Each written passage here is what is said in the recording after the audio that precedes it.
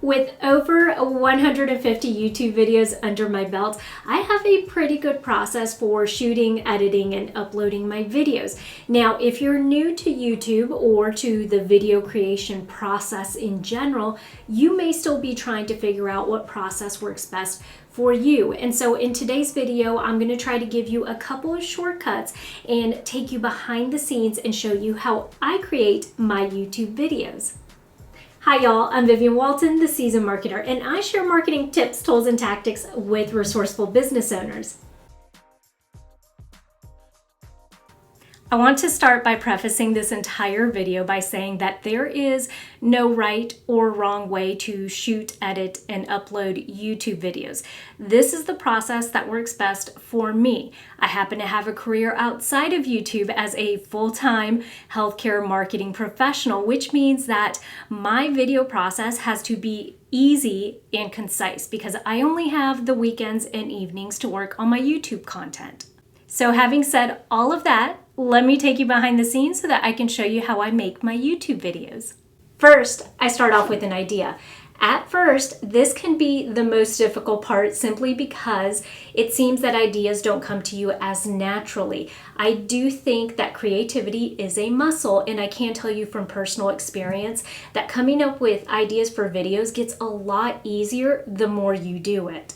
Over time, it starts to become second nature, and I can tell you that at this point, because I've done so many YouTube videos, I've noticed that I get ideas when I'm out doing normal everyday stuff. So when I'm out driving around in my car, when I'm grocery shopping, even when I'm outside on my patio having my first cup of coffee in the morning. In order to make it easier on myself, and one of the really great things that I have found works well for me is to have a notes app on my phone and one also on my laptop where I could just keep an ongoing list of topics or ideas for future videos. This has done me really well simply because, like I said, if I'm out driving in the car, all I have to do is open my notes app and speak into my phone, give it a brief description, or even sometimes just say one word that will jog my memory later on in the future. So that seems to work really great for me, and I do the same thing on my laptop in case I'm researching or looking at content that later on I do think may be something that resonates with my target audience. So for this particular video that I'm shooting today, that I'm showing you behind the scenes of, I wanted to share 4 video making tools that I use and that, I can't live without. Now, the idea or the premise behind this topic is I didn't want it to be just for YouTube related content or videos. I wanted my target audience, small business owners, to be able to get information out of this video that they could use to create any type of video across IGTV, Reels, LinkedIn. Because we are pushing so much more video content out there, I want these tools to be applicable to anybody that's using or creating any type of video across any platform. After I get my idea narrowed down, I then come here and I write the script. Now, this is the part that's probably going to be largely debated because there are a lot of YouTube content creators out there that say you should absolutely not write a script, that instead you should just use bullet points. And part of the reason they recommend that is because they say it makes you sound a lot more natural in your speaking and presentation. And that very well could be the case for them, but I can tell you I've tried it both ways, and for me personally, I absolutely love and have to have a script. And the reason I think that it works best and well for me is because, for one, I'm not creating vlogs. I'm actually creating educational videos that are walking people through tutorials. And so I know that my target audience, small business owners, A, they don't have a lot of time, and B, if they have the option to watch a 40-minute video of me rambling through a tutorial or a 15-minute video of somebody that is concisely showing them the steps to create whatever they're needing to at the time, they're going to choose the 15-minute video. A script not only forces me to stay on track, but it also helps me to develop my idea a little better. So what I do is when I write my script, I actually read through it. And if I'm missing information, I go back in and plug it in. I also move, I'll cut and paste stuff, move it around. So that way the flow is better than anything I could probably do without a script. Now, the other interesting part too is with a script, I used to use a teleprompter on my phone, and I did that for quite a few videos and it worked well. But what I found now that works best for me in order to get more of a natural conversation type of feel to the videos is that I will take chunks of my script and I will rehearse it a couple times. Each time I get a little better at having it come off as natural conversation. And so I think that has worked extremely well for me. I tend to like that process a lot better. So that's what I do currently. Additionally, another thing I'm doing as I'm writing out my script for the video is that I'm thinking about the title. I know that my title needs to be short and concise and it needs to get to the point, but what I also like to do is think about how my target audience is going to be searching for this type of material or information through YouTube. And so that helps me put together my title. What I'll do is I then go in and I actually search and look at the other videos that are similar to the type of content I'm going to be putting out there. And the reason I do that is not to copy what they're doing. That is the last thing you want to do. But it's to go in and look at their thumbnails and to see how my thumbnail or how my particular title can stick out compared to what the other titles are. If you notice for this one, when I YouTube video making tools, this is what comes up. I look through some of these videos, not to copy what they are doing or saying, but to see what their thumbnails look like so that I can find a way for mine to stand out a little more, and also to see if there's a way that I can present my video in a little bit of a different perspective. Additionally, I'm going in and thinking what type of verbiage I want to put in the description, so that way it makes it easier whenever I'm uploading my video. When I'm completely done writing my script, I go in and add notes. The notes help with preparation prior to me hitting record on the camera, simply because it helps to save time. If, for example, I know when I'm going to overlay graphics or if I'm going to include a snapshot or video of something else. And the way this helps me save time is because if I know for a fact that I'm going to be reading maybe 2 paragraphs worth of text and that I'm going to put bullet points on the screen so that I won't be on camera, I can easily read from the script. So I'm not having to rehearse it a couple times and looking for delivery or, even thinking about my presentation on the screen. I'm not going to be on the screen anyway, so it really doesn't matter. I then get my studio ready for shooting. Now, this is going to evolve over time as you go, and create more YouTube videos. At the beginning, what I found was I was pretty hesitant to play around and try new things with backgrounds or moving stuff around, simply because I was still trying to figure out what I was doing, period. I stuck with a couple of different formats for a while, and then I would try to incorporate new things. Now, my recommendation to you is this: creating video content on YouTube should be fun. So remember that. Try new things because you're going to find different styles that you like, and over time, your style is going to change. So let me show you what I mean by that. So when I first started out here, I was using a blank wall. Luckily, I only did that for 2 videos, and then I transitioned into taping with my morning coffee. And then I moved to having a bookshelf behind me, and I stayed there and transitioned to that for quite a while, used that same setup. And then here I am today with a little more moodier of a setup with LED lights.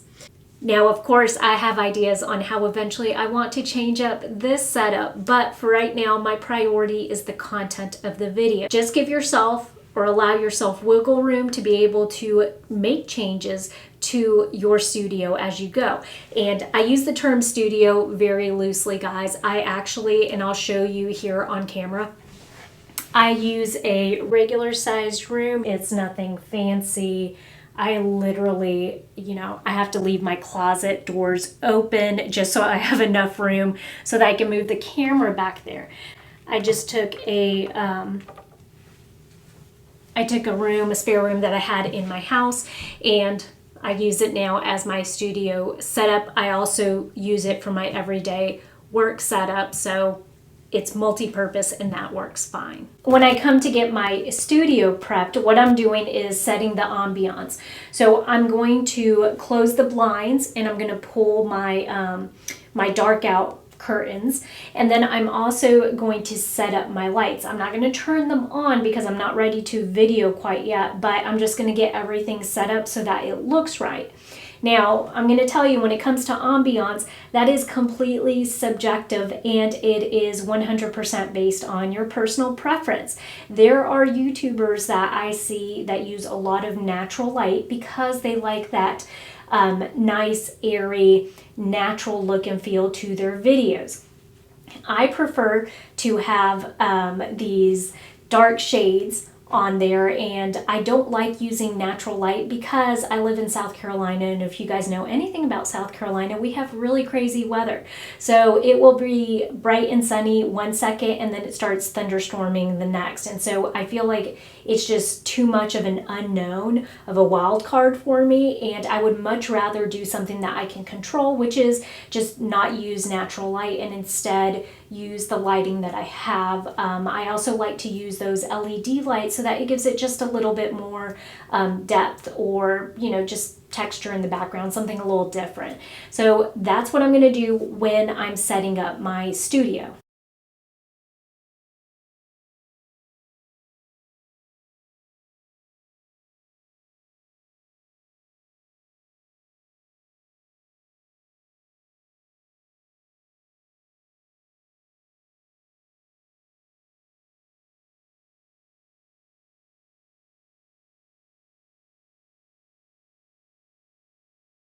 Okay, so if you're wondering how I set up my lights, I actually have a total of 4 light sources that I use. First is I'm actually going to turn off this overhead light in the room, and I will keep these 2 box lights. Now, I'm going to tilt them up so that way they are not directly on my face because I don't want that much lighting on my face, but I do want the lighting in the room. So I'm going to tilt these up just a little bit so it's not directly on me. In between these and in the middle, I put my ring light, and then behind my ring light, I put my camera. So I feel like that gives it a lot of good lighting on the actual lens. It's not right on my face, up close, it's at a distance. The 4th type of light source that I use is actually the LED lights that I've strung up on the back of my dresser, so that way it has a little more depth in the shot, and I could change that lighting. I'll link to it below because it's actually, I'm obsessed with these LED lights. It could do all kinds of cool things like change the colors of the lights. You could pick one. It has quite a few of them. You could dim them, you can make them lighter or darker, so it's really great, inexpensive, and I think that's really added an extra layer to my videos.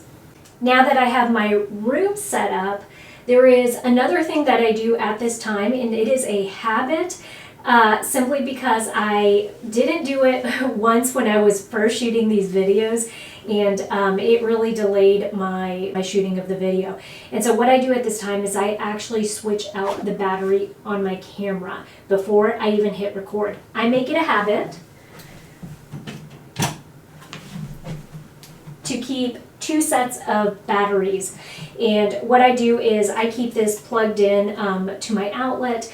Right before I shoot a video, I will take the existing battery out, replace it with the fully charged battery, so that way I'm not having to stress about how long I'm taking to shoot my video and if my battery's going to run out or not. So then I put that battery that was in my camera onto here and charge it while I'm recording. It's just a habit that I'm in now. Now the room setup, I switched out my battery and everything. and I'm ready to hit record, except for one thing, I'm not camera ready yet. So I'm gonna go run a brush through my hair, put a little makeup on, and I'll be back to actually start shooting my video. All right, so I'm back and now I'm ready to shoot. I'm gonna turn my LED lights on and let's see, that's perfect. And so now I'm gonna show you what my setup currently looks like with my camera and my ring light. As you can tell, it's a decent space from my table, or my desk rather, and that's my current setup right now. One of the things that I do before I hit record is I actually have a microphone. I use my Blue Yeti mic. I connect it to my laptop and then I connect it to my camera. And so what I'm going to do now is, the thing I like about it is that it doesn't have to be like really close to me. The audio quality sounds fine when it's, you know, I can put it a little bit of a distance away so it's not in the shot. Now, sometimes I do shoot it within the frame, and that's fine as well. So what I'm going to do though is I'm going to turn this on, I'm going to test it and make sure that the audio quality sounds good. And that way I know for a fact that I don't have any hiccups with the audio.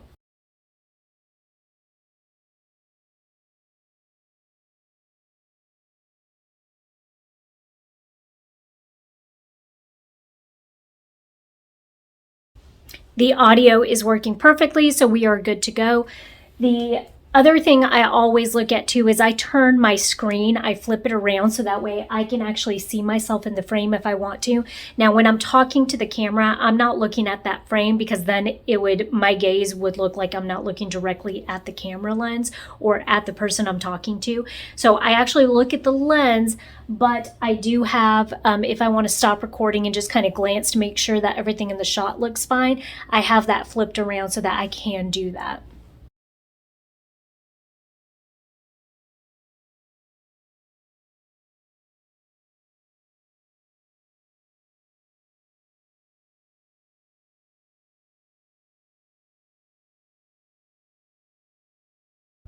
All right, so I just finished shooting my video. It took me 35 minutes from start to finish to actually shoot the video. So now what I'm going to do is I'm going to take the SD card out of my camera and I'm going to pop it into my laptop so that I can start downloading the files.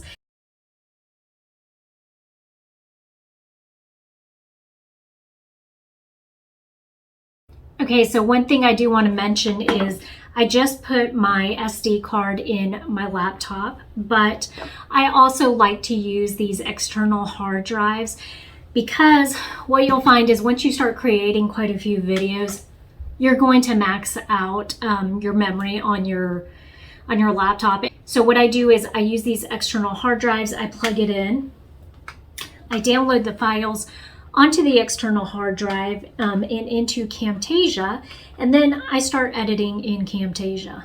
This editing process usually takes me from one evening into the next morning, so you're probably not going to see the entire process today, but I will tell you how long it takes me to edit that particular video that took me about, 35 minutes to film.